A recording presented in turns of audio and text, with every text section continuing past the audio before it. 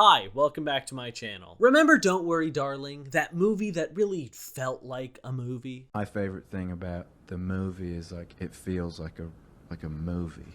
It feels like a real go to the theater film movie. That movie where people seemed more interested in the interpersonal drama unfolding on set than the actual movie, and they were right to do so. They finally have some competition, and this is not an 8-month slate video on anyone but you, though I do seem the type. This is about It Ends With Us, starring Blake Lively and Justin Baldoni, based on the best-selling novel of the same name by Colleen Hoover. The book is massively popular. It sold nearly 7 million copies, so it makes sense that they would want to turn it into a movie. I have seen the movie. It's from the... It's fine. It's not really for me. And damn does it lean hard into every book talk trope you've ever even thought of. You've got friends to lovers, love triangles, the wealthy best friend who gets pregnant, the reunion. Every character in this has the most ridiculous name you've ever heard. The main character's name is Lily Blossom Bloom, so just try and figure out what kind of quirky job she's gonna have. One love interest is Ryle Kincaid. The other one is Atlas Corrigan, and they have the gall to put a scene in this movie where Lily and Ryle make fun of how ridiculous their names are. I don't know, I kind of feel like you can't give your characters wacky names and then have a scene where your characters are like, oh my gosh, our names are so wacky. The self-awareness doesn't change the fact that you decided to publish a book with a florist named Lily Blossom Bloom. It's genuinely a less subtle name than Bodie McBoatface. The movie is about Lily meeting Ryle, falling for him, excusing his abusive behavior, then eventually leaving him and ending up with Atlas, who she knew in high school and who was kicked out of his mom's house. I can't wait for the red pill community to get a hold of this movie and be like, see? All women have this one guy from their past who they used to date and never got over, and now they're taking it out on guys like us. Her new man is a neurosurgeon, and she wants to get back with a homeless guy? This work of fiction proves that my worldview is 100% real. I'm just kidding.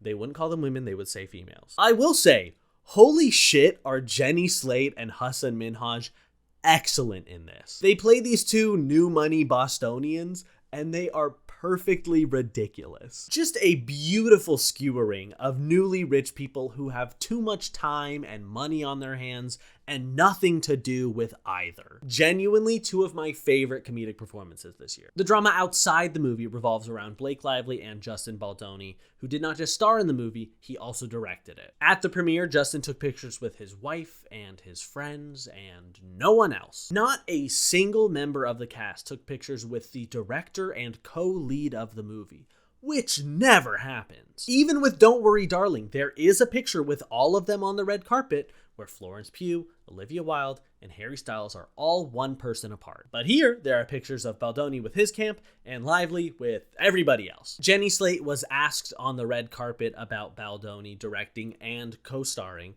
and she gave an all-time non-answer. What was that like, having him be director, but also scene partner? I mean, what an intense job. Like to have to do so many things.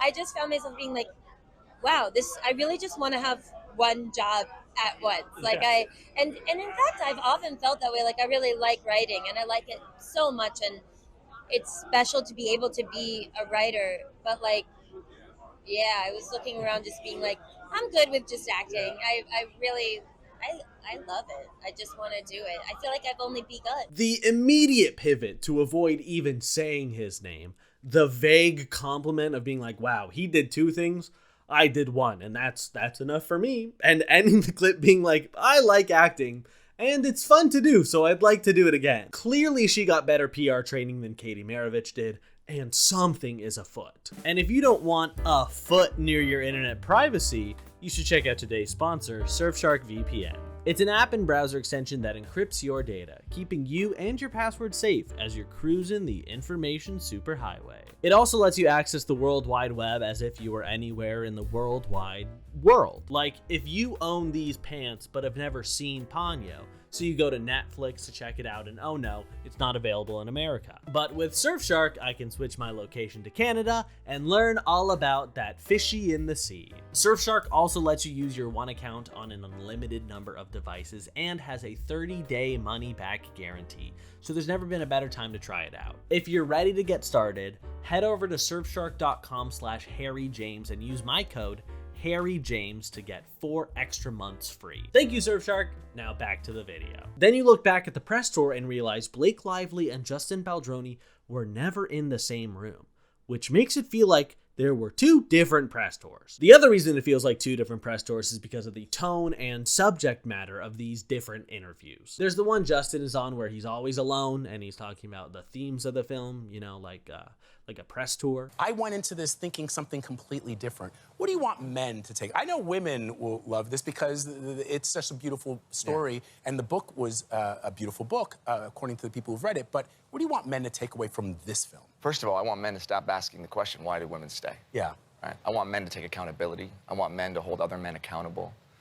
And in this particular film, I want men to go to the theater and in some way see a version of themselves. You know, you have 2 very different characters. Both of them, in Atlas and Ryle, have had past trauma. One handles it very different than the other. He talks about domestic violence and the role men play in perpetuating that. He talks about the movie. It feels so bog standard for a romantic drama. I'd feel a little bad even bringing it up. Aw, do sad things happen in your sad movie? Well, none of that is as sad as the fact that you're alone. And then there's the press tour Blake Lively is on, which is of course engineered by Ryan Reynolds and his Maximum Effort production company, where it feels like they're promoting a romantic comedy. Oh, God. It's cool. It's not every day the husband gets to interview his wife's love interest in a film. It's kind of crazy. I don't remember seeing this on the schedule. Dive in, shall we? So I saw you posing in a photo with Mrs. Reynolds, and I'm sorry, what do you call her? Do you guys have a nickname or something? Okay, no, just so it's Mrs. Okay.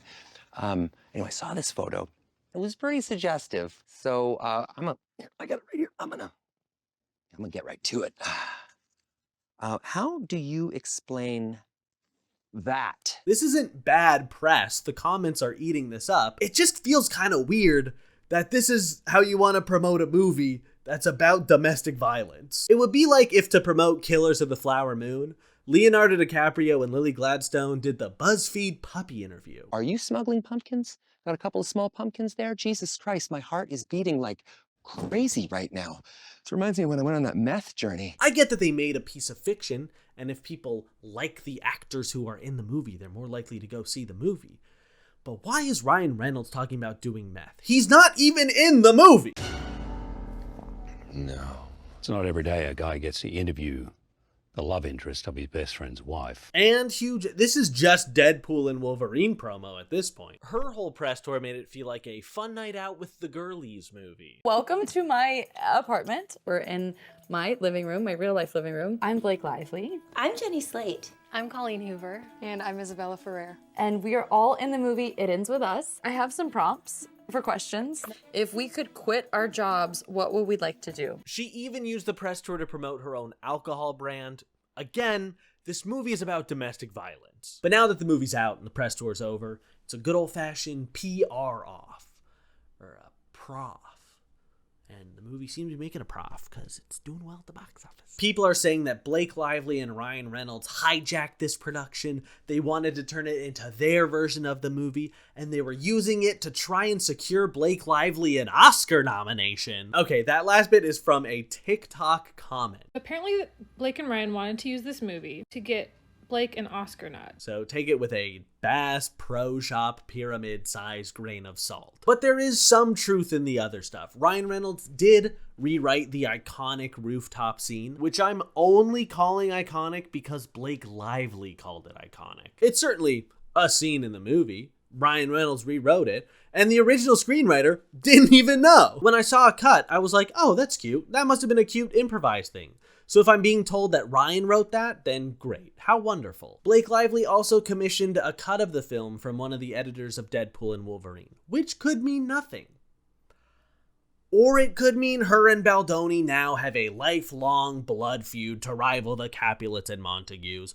only ending when their children are slaughtered. House Reynolds will rise as the new royalty in entertainment, crushing all those who oppose them and creating movies that make millions at the box office and do just fine with critics. And then others are saying that Baldoni created an extremely difficult atmosphere on set and made Blake Lively feel uncomfortable about her postpartum body, which is despicable because you watch him on the press tour and you hear the way he talks about the themes of the book. I think as a man, I'm always going to come with my own biases. And it's one of the reasons I was afraid to direct this movie, let alone act in it.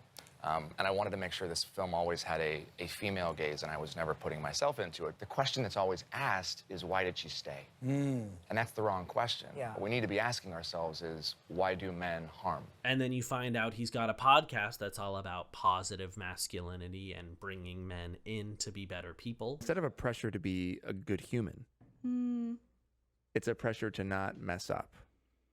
And again, that's a longer conversation. Yeah. But I think also what we can admit is that most men, all of us, have not been perfect and have messed up past and have made big mistakes. I think the biggest difference, and maybe the biggest difference is that you're willing, or we're willing to learn. And if all of that is words and not actions, that's horrible. Literally using the violence women face in order to further your career. What is he, a commentary YouTuber? From that same article, it's not just Blake, added the industry source.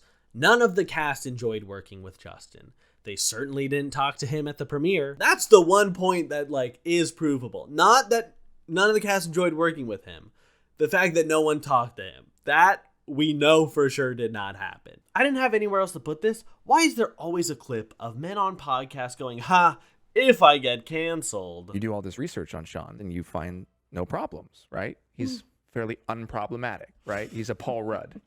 And it's what's interesting, and it just makes me it also makes me so sad, is how few, and I'm going to lump myself in there for the time being until, I become problematic. Where it really gets messy is with the possibility of a sequel. The book already has a sequel, It Starts With Us, which really makes you feel like every new beginning comes from some other beginning's end. Obviously, it follows Lily Bloom, which means Blake Lively's gonna be back, and Justin Baldoni even said he thinks Blake Lively should direct the sequel if it does get made. Ryle is still a major character, but we can recast. We have the technology. We made Jurassic Park. You think we can't recast? The bigger issue is Justin's production company owns the option for the sequel, which means that movie cannot be made unless he's at least a little on board. And maybe he is. Maybe this is all an elaborate PR stunt. Blake Lively's gonna direct the next one. He'll come back as Ryle. They'll be on the press tour together talking about how good it felt, how they've reconciled. Justin will be so proud of Blake as a director, watching her grow, watching her stretch. Having women really tell women's stories is so important to him, and that's why he was so happy to hand the reins over to Blake. It's been a week, and it feels like every day there's a new article about how one of these two is a bad person. Blake Lively was impatient and would storm off set. Justin Baldoni kissed her too long. Here's an interview from 2017 where Blake Lively belittles the interviewer and then barely acknowledges her existence. Justin made her feel bad about her weight. Well, he only did that because he has a bad back and he needed to lift her. Ryan Reynolds did those rewrites not because of a personal issue with Baldoni, but because he wanted to save the movie from disaster. It's an adaptation. Sure, you can tweak the script, and apparently that's all Blake Lively ever wants to do, but you don't make a movie based on a best-selling novel because you had some notes for the author. Today's article about how they both suck is called Blake Lively is effortlessly rude and wore down her woke feminist. It ends with us director Justin Baldoni, an insider claims in revealing detail about the on-set strife. Both her and Justin are extraordinarily similar insofar that they're just very special little snowflakes with a shocking amount of privilege and a shockingly little amount of self-awareness. From what I watched, the film feels like two rich, entitled people who have no experience with abuse and cosplaying what they imagine abuse could be like for hot people. And it's still happening. I'm sure that between the time I'm filming this and you're watching it, there will be more stories about both of them, because at this point, it's just about proving that the other person is more bad. And all of that is over this movie. Imagine becoming the most hated you've ever been because you needed creative control over a feature-length inspirational post. And that goes for both of them. It just feels like something that was small but got way out of hand, and now it's too late to stop it. So they both keep going along with it even though they're not in control of it anymore, and it keeps getting bigger and bigger, and oh my god, they're both Evan Hansen. And like the 40-year-old Evan Hansen from the movie. I'm sad Don't Worry Darling will never get a sequel, just because I want to know what they would do, both with the contents of the movie and with Florence Pugh and Olivia Wilde. But It Starts With Us will almost certainly be made. It Ends With Us is already a $100 million movie on a $25 million budget, which fucking rocks. Believe it or not, people who read books will go watch movie adaptations of those books. It blows my mind that studios aren't trying to turn more of the most talked about books on Book Talk into feature-length films as quickly as possible. The audience is already there.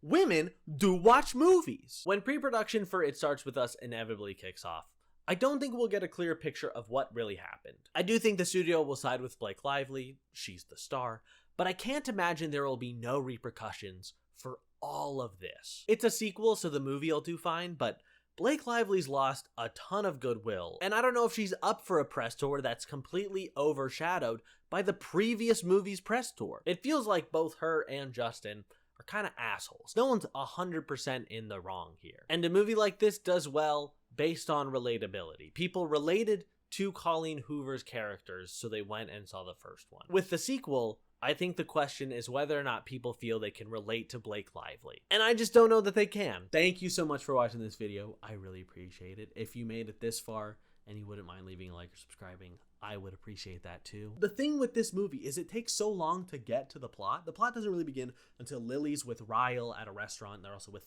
Lily's mom. And it turns out that Atlas is their waiter, and you find out eventually that he actually owns the restaurant. That's like when the plot really begins, but it takes so long to get there. And apparently, as I was leaving the theater, there were these people being like, they didn't even bring up the journal entries. Thank God! That would have made the movie take forever! It Ends With Us is definitely more of a movie than Deadpool and Wolverine. It just is very self-serious and treats the gentlest of metaphors as profound statements on the human condition. Do you think that Colleen Hoover named him Ryle because he gets riled up and then abuses his partner? The other guy's called Atlas because at one point he holds Lily and it's like he's holding up the world. I don't know. I really do hope that Hassan Minhaj and Jenny Slate are in the sequel because they're great. Really, I wish that the sequel was just about the two of them and it left Lily and Atlas and Ryle behind. It was like, what if we just focus on these two fun characters? I'd love that. Follow me on Letterboxd at Harbo Movie if you want more great takes. Again, thank you very much for watching, and hopefully I'll see you in the next one. Bye-bye.